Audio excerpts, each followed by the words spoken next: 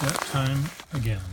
I get something in my mailbox from eBay, and you get to watch me as I open it up to decide whether it was a treat and I'm going to be smiling, or it's not very good and I'm going to be unhappy. So hold on 1 second. Open it up. Peanuts. Eat peanuts. Do the wrapping. This is what Howard Carter did, with King Tut. The excitement of unwrapping the mummy. Okay, look at all this stuff. And more stuff. More rubber bands. What I'm picturing is dolphins and sea life choking to death on all this plastic. Whatever. And here we have the box. And it is a Waterman pen. Waterman pen and pencil set. And the first thing I notice is these are not black. The pictures, I thought for sure these were black, and they're not. They're gray. The box I'm going to talk about in 1 second. So here are the pens. Pen and pencil set. And this has someone's name engraved on it. And Hall Award David something.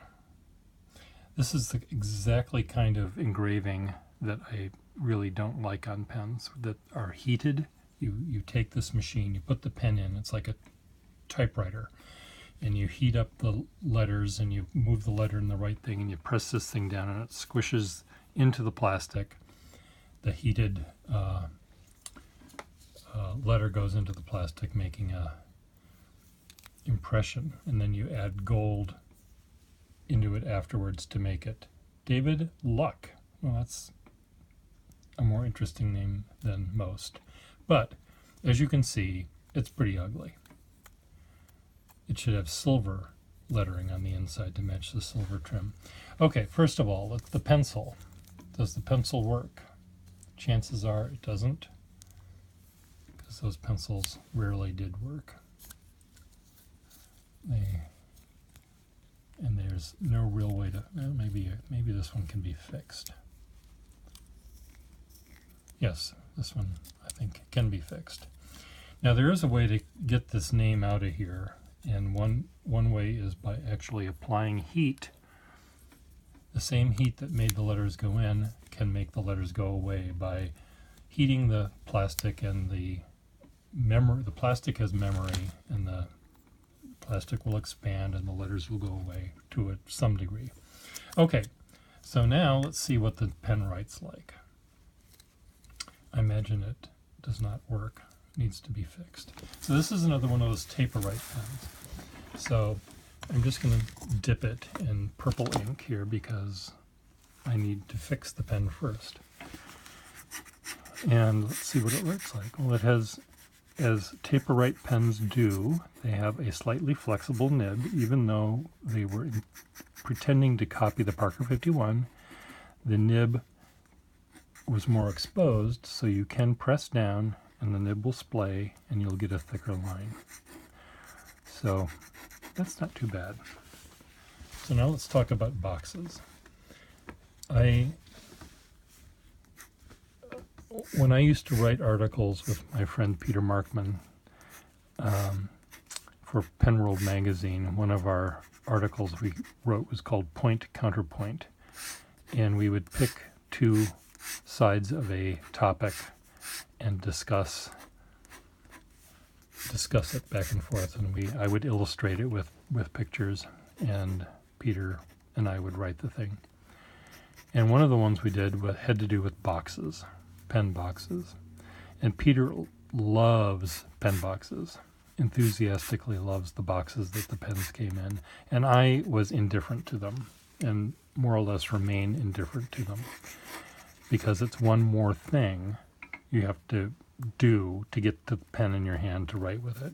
You have to open the box and then take the pen out of the box. Yeah, I know it's a first world problem, but it's a problem that I didn't like. I like to be able to just grab the pen on my desk or out of my pocket. I don't want to have to open up the box and look at it. There are some boxes where, you know, the box itself was built in such a way to really show off the pen in, you know, to make it look better than it actually was. And this is not one of those boxes. This box, as you can tell, is way longer than it needs to be to hold the item. Even if in the store display it was shown open in the box, it's still probably longer than it needs to be. So that's one issue. But to me, the boxes, it's nice to see the box in the shop. It's nice to see the box when you're opening the gift for your bar mitzvah present or your Father's Day gift or whatever. It's nice to see it in the box. But after that, throw the box away. Now I know there's some people that would say, no, don't throw them away. But anyway, ignore them. Put them in the bottom drawer. Put the pens in the top drawer. They always looked like caskets when the pens were in there. And the pen in the casket looks just like Grandpa in the casket. He doesn't look alive. He's very much dead. He's not just sleeping. He's dead. He doesn't, you know, he's wearing makeup, and he has the wiring in his jaw is such that he has a smile on his face that he never had on his face when he was alive. And he's wearing that suit that didn't fit him when he was dead. And, you know, he doesn't look good. And that's what pens and boxes to me always look like Grandpa in the casket. It never looks right to me. They have to be in the hand or on the desk and in use. So that's my thought. So anyway, this pen, I'm hoping that I'll be able to fix it. It has a really nice nib, actually. As you can tell, it can go from thin to thick. It doesn't, you know, it's not a wet noodle. It's an al dente noodle. It's a little bit al dente. Sometimes those kind of noodles are just fine. You don't want them too sloppy and soggy. You want noodles to stick to the refrigerator, but not to the roof of your mouth. I don't know what I'm talking about. You might like noodles that way. But anyway, it's a rather nice nib. Now what I have to do is to gently try to fix this pen by slowly rocking this back and forth. Oh my God, this is coming apart.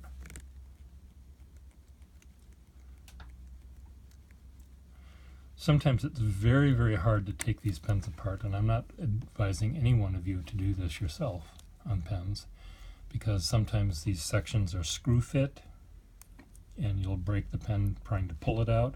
If you try to unscrew them, you'll break the pen if they're not screw fit. Sometimes they screw in the wrong direction, and you don't want that either. So this pen I will get working. I might keep this in my collection just because I do like, even though I don't like this particular way of engraving, I sort of like the engraving. Hall Award, David Luck, got an award for the dorm for, doing whatever he did. Empty the garbage once a month, whether it needed it or not, or whatever it was that David Luck did. He received this beautiful, handsome Waterman Taper-Rite pen in a box for a gift. And you could tell by the way this, even the fact that you can still feel the bumps of the plastic. He never This pen was never used by David Luck or anyone else. I probably, the first person to actually have it do anything was me. I almost guarantee it. I should have, but it just, it's mint, with the exception of David's name on it. So, ta-da!